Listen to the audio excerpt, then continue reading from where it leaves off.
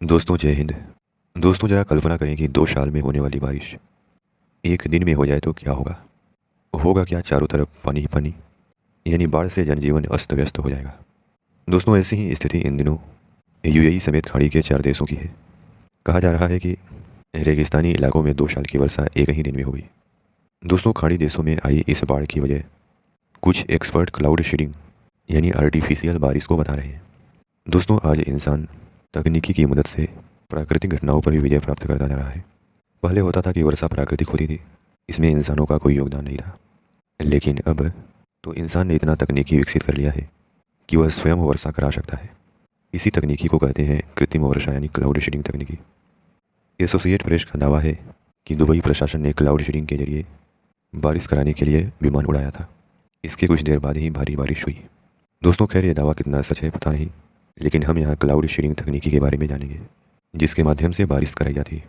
दोस्तों cloud seeding, जब प्राकृतिक रूप से कहीं बारिश नहीं होती तो आर्टिफिशियल तरीके से बादलों को बारिश में बदलने की तकनीकी को क्लाउड सीडिंग कहते हैं।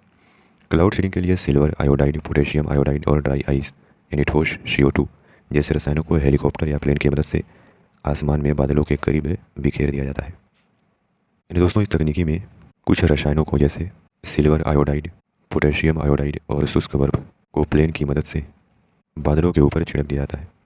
ये पार्टिकल हवा में भाप को आकर्षित करते हैं जिससे तूफानी बादल बनते हैं और अंत में बारिश होती है।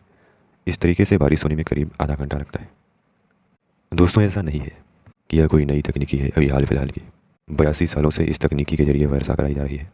जुलाई 2021 में जब दुबई में टेम्परेचर 50 डिग्री से ज़्यादा हो गया तो गर्मी से राहत प्राप्त करने के लिए क्लाउड सीडिंग के जरिए बारिश कराई गई थी। इसके साथ ही सूखे से निपटने के लिए खाड़ी के देश अक्सर इस तकनीकी का इस्तेमाल करते हैं। तो इस क्लाउड सीडिंग की पूरी प्रक्रिया को देखें तो सबसे पहले एयरक्राफ्ट सिल्वर आयोडाइड को आसमान में बादलों के आसपास फैला देता है। सिल्वर आयोडाइड के संपर्क में आते ही बादलों की भाप ठंडी होकर बारिश की बूंदों में बदल जाती है। इसी के बाद बारिश शुरू हो जाती है। जैसे ठंडे पानी से भरी हुई गिलास के बाहरी सतह पर आसपास मौजूद नमी ठंडी होकर पानी की बूंदों में बदल जाती है। भाप के पानी में बदलने की इस प्रक्रिया को हिंदी में संघनन और अंग्रेजी में कंडेंसेशन कहते हैं। दोस्तों महत्वपूर्ण सवाल यह है कि इस क्लाउड सीडिंग तकनीकी को ईजाद किसने किया। तो सर्वप्रथम 1946 में अमेरिकी साइंटिस्ट विसेंट जी सेफर ने पहली बार बारिश करवाई थी। दोस्तों अगला सवाल यह है कि आखिर दुनिया के कितने देशों के पास इस तकनीकी के जरिए बारिश करवाने की क्षमता है। क्या भारत के पास भी ऐसी क्षमता है? तो इसका जवाब है हाँ, भारत में भी आर्टिफिशियल रेन कराने की टेक्नोलॉजी है। कई मौक़ों पर इसका इस्तेमाल भी हुआ है। इसके अलावा चीन समेत अमेरिका के अलावा दुनिया के 60 देशों के पास इस क्लाउड सीडिंग के जरिए आर्टिफिशियल रेन कराने की क्षमता है। दोस्तों क्लाउड सीडिंग की बात करें तो यह तकनीकी अक्सर सूखा प्रभावित इलाकों या वायु प्रदूषण से निपटने के लिए इस्तेमाल होती है।